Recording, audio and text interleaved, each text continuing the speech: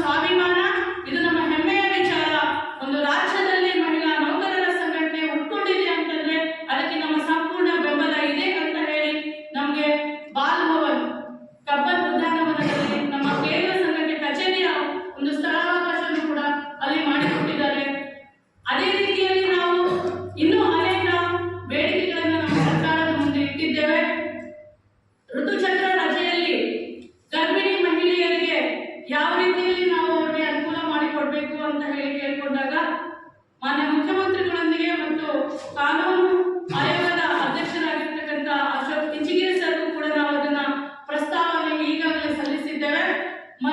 ಮಹಿಳಾ ಗರ್ಭಿಣಿ ನೌಕರರಿಗೆ 1 ದಿನದ ವಿಶೇಷ ಸಾಂದರ್ಭಿಕ ರಜೆಯನ್ನ ವೇತನ ಸಹಿತವಾಗಿ ವೈದ್ಯಕೀಯ ಪರೀಕ್ಷೆಯನ್ನು ಮಾಡೋದಕ್ಕೆ ಕೊಡಬೇಕು ಅಂತ ಕೇಳ್ಕೊಂಡಿದ್ದೇವೆ. ಅದು ಕೂಡ ಪ್ರಸ್ತಾವನೆ ಸ್ವೀಕಾರ ಆಗಿದೆ. ಅದು ಕೂಡ ಮುಂದಿನ ದಿನಗಳಲ್ಲಿ ಅತಿ ಶೀಘ್ರದಲ್ಲಿ ಆದೇಶ ಆಗುತ್ತೆ ಅಂತ ಹೇಳಿ ನಮಗೆ ಭರವಸೆ ಕೊಟ್ಟಿದ್ದಾರೆ. ಹಾಗೆ ಮಾತೃತ್ವ ರಜೆಯನ್ನ 1 ವರ್ಷದ ಕಾಲ ವಿಸ್ತರಣೆ ಮಾಡಬೇಕು ಅಂತೇಳಿ ನಾವು ಬೇಡಿಕೆಯನ್ನು ಇಟ್ಟಿದ್ದೇವೆ. ಅದೇ ರೀತಿಯಲ್ಲಿ ಮಹಿಳಾ ಅಧಿಕಾರಿಗಳಿಗೆ ಮಹಿಳಾ ಚಾಲಕರನ್ನೇ ನೇಮಿಸಬೇಕು ಅಂತ ಹೇಳಿ ನಾವು ಕೇಳ್ಕೊಂಡಿದ್ದೇವೆ. ಹಾಗೆ NPS OPS ಆಗಬೇಕು ಅಂತ ಹೇಳಿ ನಾವು ಕೇಳ್ಕೊಂಡಿದ್ದೇವೆ. ಹಾಗೆ 8ನೇ ವೇತನ ಆಯೋಗ ಜಾರಿಗೆ ಬರಬೇಕು. ಕೇಂದ್ರ ಮಾದರಿಯ ವೇತನ ನಮ್ಮ ಆಯೋಗ ಆಗಬೇಕು ಅಂತ ಹೇಳಿ ನಾವು ಕೇಳ್ಕೊಂಡಿದ್ದೇವೆ. ಹಾಗೂ ಮಹಿಳಾ ನೌಕರರಿಗೆ ಸುರಕ್ಷತೆ ಮತ್ತು ಭದ್ರತೆಯನ್ನು ರಾಜ್ಯಾದ್ಯಂತ ನೀಡಬೇಕು. ಎಲ್ಲಿಯಾದರೂ ಅವರ ಮೇಲೆ ದೌರ್ಜನ್ಯಗಳಾದಲ್ಲಿ, ಅವರ ಸ್ವಾಭಿಮಾನಕ್ಕೆ ಧಕ್ಕೆ ಆದಲ್ಲಿ, ಅವರ ಸ್ವಾಭಿಮಾನಕ್ಕೆ ಅವರ ಹಕ್ಕುಗಳಿಗೆ ಚ್ಯುತಿ ಆದಲ್ಲಿ ಅವರಿಗೆ ರಕ್ಷಣೆ ಮತ್ತು ಭದ್ರತೆಯನ್ನು ನೀಡಬೇಕು ಅಂತ ಮಾನ್ಯ ಮುಖ್ಯಮಂತ್ರಿಗಳೊಂದಿಗೆ ನಾವು ಅದನ್ನ ಪ್ರಸ್ತಾವನೆಯನ್ನು ಇಟ್ಟಿದ್ದೇವೆ. ಮತ್ತು ಶಿಶುಪಾಲನಾ ಕೇಂದ್ರಗಳನ್ನು ಸ್ಥಾಪನೆ ಮಾಡಬೇಕು. ಮಹಿಳಾ ನೌಕರರಿಗೆ ವಿಶ್ರಾಂತಿ ಕೊಠಡಿಗಳನ್ನು ಸ್ಥಾಪನೆ ಮಾಡಬೇಕು ಮತ್ತು ಮಹಿಳಾ ನೌಕರರಿಗೆ ಎಲ್ಲಾ ರೀತಿಯ ಒಂದು ಕೆಲಸ ನಿರ್ವಹಿಸತಕ್ಕಂಥ ಸ್ಥಳಗಳಲ್ಲಿ ಸುರಕ್ಷತೆಯನ್ನು ಕೊಡಬೇಕು. ಹೊಸ ವರ್ಷದ ಶುಭಾಶಯಗಳು, ಸಂಕ್ರಾಂತಿ ಹಬ್ಬದ ಶುಭಾಶಯಗಳು.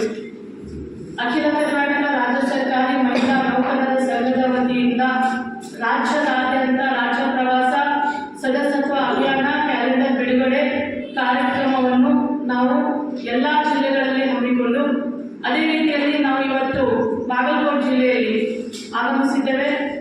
ಈ ಒಂದು ಪತ್ರಿಕಾಗೋಷ್ಠಿಗೆ ನನ್ನೊಂದಿಗೆ ರಾಜ್ಯ ಪ್ರವಾಸವನ್ನು ಕೈಗೊಂಡಿರ್ತಕ್ಕಂಥ ನಮ್ಮ ರಾಜ್ಯ ಖಜಾಂಚಿಗಳಾಗಿರ್ತಕ್ಕಂಥ ಡಾಕ್ಟರ್ ವೀಣಾ ಕೃಷ್ಣಮೂರ್ತಿ ಅವರೇ ಹಾಗೂ ಈ ಜಿಲ್ಲೆಯ ಜಿಲ್ಲಾಧ್ಯಕ್ಷರಾಗಿರ್ತಕ್ಕಂಥ ಗಿರಿಜಾ ವಾಬಣ್ಣ ಅವರೇ ಹಾಗೂ ನಮ್ಮ ಸಂಘದ ಉಪಾಧ್ಯಕ್ಷರಾಗಿರ್ತಕ್ಕಂಥ ನಿರ್ಮಲಾ ಪತ್ತಾರ್ ಅವರೇ ಮತ್ತು ಇನ್ನೋರ್ವ ರಾಜ್ಯ ಪ್ರವಾಸವನ್ನು ಕೈಗೊಂಡಿರ್ತಕ್ಕಂಥ ಎಂ ಆಶಾರಾಣಿ ಅವರೇ ಹಾಗೂ ಇನ್ನು ದಿಗ್ಗಿ ಮೇಡಮ್ ಅವರೇ, ಪ್ರಧಾನ ಕಾರ್ಯದರ್ಶಿಗಳಾಗಿರ್ತಕ್ಕಂಥ ದಿಗ್ಗಿ ಅವರೇ ಮತ್ತು ಕಂದಾಲ್ ಮೇಡಮ್ ಅವರೇ, ಅಲಿಗಡ್ಡಿ ಮೇಡಮ್ ಅವರೇ. 50,000 ಹೌದು. ಒಟ್ಟು ಇರೋದು 2,50,000. ಅದರಲ್ಲಿ ಇನ್ನು ನಾವು ಸದಸ್ಯತ್ವವನ್ನು ಮಾಡ್ತಾ ಇದ್ದೀವಿ. ಆ ದೃಷ್ಟಿಯಲ್ಲಿ ಇವತ್ತು ನಾವು ಸದಸ್ಯತ್ವ ಅಭಿಯಾನ ಎಲ್ಲ ಕಡೆಗೂ ಪ್ರಾರಂಭ ಮಾಡಿದ್ದೇವೆ.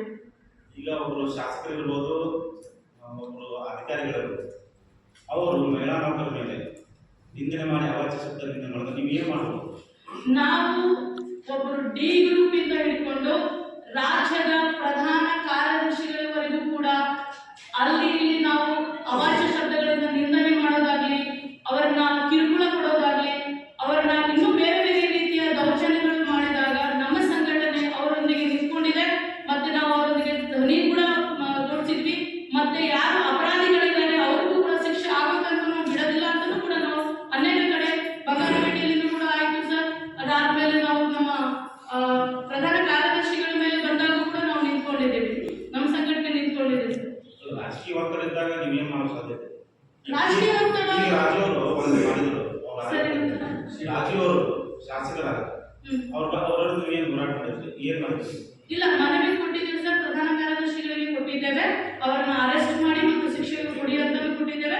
ಮೇಡಮ್ ಜೊತೆಗೂ ಕೂಡ ನಾವು ಮಾತಾಡಿದ್ದೇವೆ. ನಮ್ಮ ಒಂದು ಟೀಮ್, ನಮ್ಮ ಪ್ರಧಾನ ಕಾರ್ಯದರ್ಶಿಗಳು, ಗೌರವಾಧ್ಯಕ್ಷರು ಮತ್ತೆ ಎಲ್ಲರೂ ಹೋಗಿ ಅವರ ಜೊತೆನೂ ಮಾತಾಡಿ ಎಲ್ಲರೂ ಕೂಡ ಇದು ಮಾಡಿದ್ರು. ಬಿಕಾಸ್ ನಾವು ಹೋರಾಟ ಇನ್ನೂ ಅವ್ರಿಗೆ ಮಾಡಿ ಮಾಡ್ತೀವಿ ಅಂತ ಹೇಳಿದ್ವಿ. ಮತ್ತು ನಾವು ಇದರ ಮೂಲಕ ಪ್ರತಿ ಜಿಲ್ಲೆಯಿಂದ, ಪ್ರತಿ ತಾಲೂಕಿನಿಂದ ಮಹಿಳೆಯರಿಗೆ ಆಗಿರ್ತಕ್ಕಂಥ ಸಮಸ್ಯೆಗಳು ಎಲ್ಲ ಪಟ್ಟಿ ಮಾಡಿ ಇವಾಗ ನಾವು